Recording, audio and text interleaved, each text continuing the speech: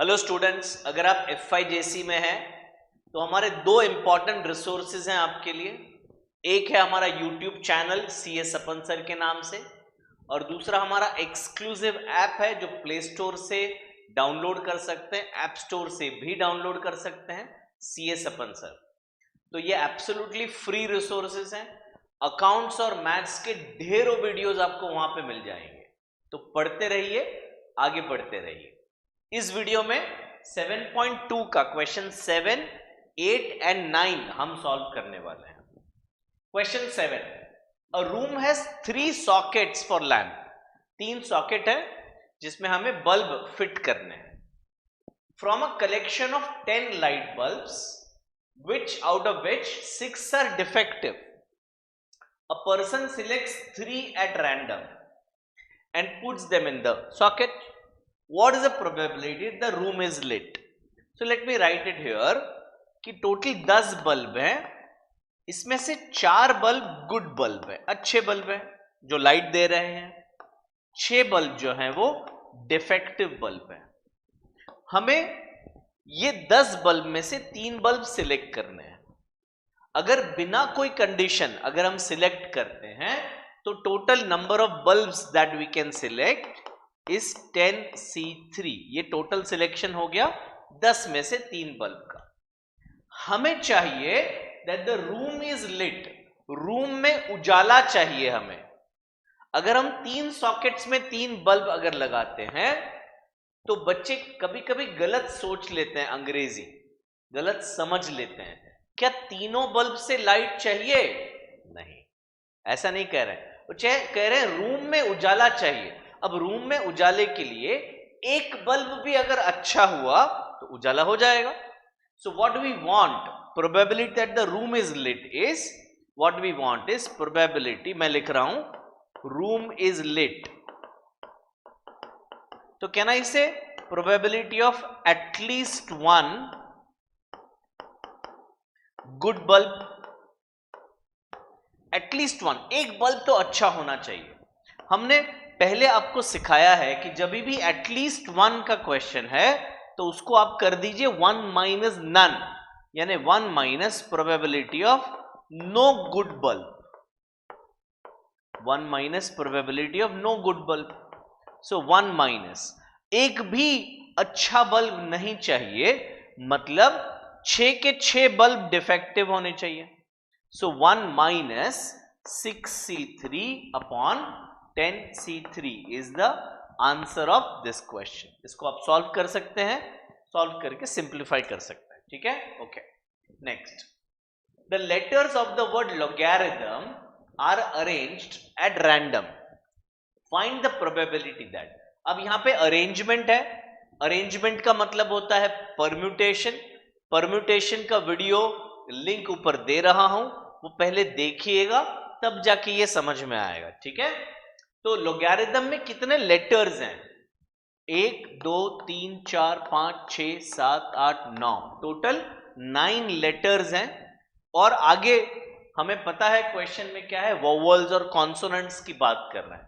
तो मैं देख लेता हूं वोवेल्स कौन से हैं। तो एक तो ये है वोवेल 1 O, फिर A है वोवेल 2 और I है 3।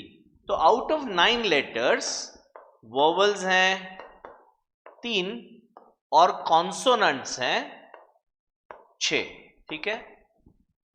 ओके, 9 में से 3 वोवेल है, 6 कॉन्सोनेंट है। ओके, पहला, वोवेल्स आर ऑलवेज टुगेदर। अब 3 वोवेल्स हैं, पहले हम कर लेते हैं N of S। N of S यानी अगर कोई कंडीशन नहीं है तो कितने अरेंजमेंट्स हम कर सकते हैं। तो टोटल 9 लेटर्स हैं और 9 लेटर्स को हम 9p9 यानी कि 9 फैक्टोरियल वेज में अरेंज कर सकते हैं, ठीक है। अब इवेंट ए हमें क्या चाहिए भाई? इवेंट ए हमें चाहिए यही all vowels are together, all vowels are together, ये हमें चाहिए। ओके, तो अभी अगेन परम्यूटेशन आ रहा है यहां पे। हाँ, तो N of A, पहले क्या करो, आप तीनों वोवेल को समझो एक ग्रुप, उनकी टांग बांध दो, तो तीनों वोवेल का एक ग्रुप हो गया। So with in themselves in the group they can be arranged in 3 factorial veg. अब वॉवल का एक ग्रुप है और बाकी 6 कॉन्सोनेंट्स हैं, यानी टोटल 7 लोग हो गए। तो वो 7 लोगों को टोटल 7 फैक्टोरियल वेज में हम अरेंज कर सकते हैं। ठीक है, 3 वॉवल को अंदर अंदर 3 फैक्टोरियल, 3 वॉवल का एक ग्रुप और 6 कॉन्सोनेंट्स, तो 7 हो गए, तो 7 फैक्टोरियल। सो अभी मैं यहीं पे शॉर्टकट में लिख देता हूं, probability of A is N of A upon N of S, and N of S हमारा है 9 फैक्टोरियल। ठीक है, इसको सॉल्व करेंगे, सिंप्लीफाई करके आंसर आ जाएगा। Second, vowels are never together. अब इसको क्या करना है, आप विजुअलाइज करिए, आपके सामने 7 लेटर हैं, तो आपने पहले कॉन्सोनेंट्स को ऑर्डर किया, ओए कॉन्सोनेंट खड़े हो जाओ, और इधर 1 2 3 4 5 6, तो 6 कॉन्सोनेंट्स हैं, 6 जगह, उनको बोला इधर जाके खड़े बैठ जाओ आप लोग। तो 6 consonants can be arranged in 6 position in 6 factorial veg. अब 3 वॉवल को बोला आप खड़े हो जाओ, और यहां पे ऐसे आपने क्रॉस मार्क किया, यहां पे एक चेयर लगा दिया हर जगह पे, तो कितनी चेयर्स हो गए, टोटल 7 चेयर्स हो गए, 1 2 3 4 5 6 7, तो 7 चेयर्स हैं हमारे पास और 3 वॉवल्स हैं। तो those 3 vowels on 7 chairs can be arranged in 7 P3 ways. तो प्रोबेबिलिटी ऑफ बी आपका हो गया 6 factorial into 7P3 upon 9 factorial. इसको सिंप्लीफाई करिए, आपका आंसर आ जाएगा। ठीक है, next, exactly 4 letters between G and H। तो पहले मैं करता हूं 1 2 3 4 5 6 7 8 और 9, तो ये टोटल 9 लेटर्स हैं। What we understand is between G and H, मतलब H and G नहीं चलेगा, G पहला चाहिए और बाद में H चाहिए, that is what we understand, और उसी के बेसिस पे हम सॉल्व कर रहे हैं। तो अगर पहले पोजीशन पे हम G को रखते हैं तो 1 2 3 4, 1 2 3 4 छोड़ के यहां पे यानी कि 6th पोजीशन पे H आ सकता है।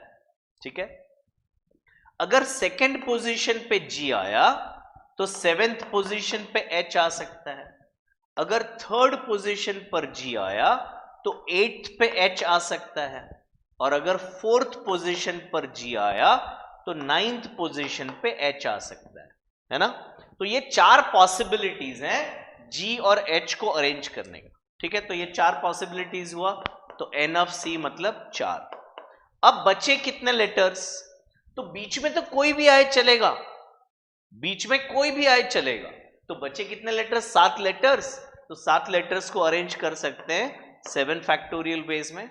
तो प्रोबेबिलिटी ऑफ C आपका हो गया N of C upon N ऑफ S डिवाइड बाय 9 फैक्टोरियल। ये आपका थर्ड क्वेश्चन का आंसर है। ओके, चलिए, begins with O and ends with T। तो अगेन सिंपल है, O यहां पर आ गया एक वे में, T यहां पर आ गया एक वे में, बचे 7 लेटर, तो N ऑफ D अगर मैं लिखूं तो 1 O के लिए, 1 T के लिए, and 7 factorial for 7 other letters. So probability of D will be N of D upon N ऑफ S which is upon 9 factorial. Okay, next, starts with a vowel and ends with a consonant, starts with a vowel and ends with a consonant। तो vowel 3 है तो 3P1 3 ways, consonant कितने हैं 6 है तो 6P1 यानी 6 ways। अभी बीच में कितने बचे, 7 बचे, तो 7 फैक्टोरियल। ओके, तो N ऑफ E क्या हो गया, N of E is 3 vowels can be placed in 3 ways, 6 consonants can be placed in 6 ways, and 7 letters can be posted in 7 ways। Probability of E ढूंढने के लिए N ऑफ S से divide करते हैं, so we will divide by 9 factorial। Okay, चलिए, the letters of the word सविता are arranged at random. तो सविता में कितने लेटर्स हैं, ये क्वेश्चन मैं नहीं कर रहा हूं, पूछो क्यों, इसलिए नहीं कर रहा हूं क्योंकि इसमें A 2 बार है, तो ये रिपीटेड परम्यूटेशन का क्वेश्चन है जो कि काफी सारी कॉलेज के सिलेबस में नहीं है, इसलिए मैं इसको स्किप कर रहा हूं। ठीक है बेटा, तो ये था हमारा 7.2 का एक्सरसाइज। सारे क्वेश्चन 1 बाय 1 सॉल्व किए हैं। अपने फ्रेंड्स के साथ जरूर शेयर करिए। अगर सब्सक्राइब नहीं किया है तो करिए, कमेंट भी लिखिए, लाइक तो करना ही चाहिए ना। एंड अपना जो ऐप है वो भी डाउनलोड करिए, उसमें ऑब्जेक्टिव टेस्ट भी हैं, absolutely free for all of you. Thank you, take care, bye bye and all the best.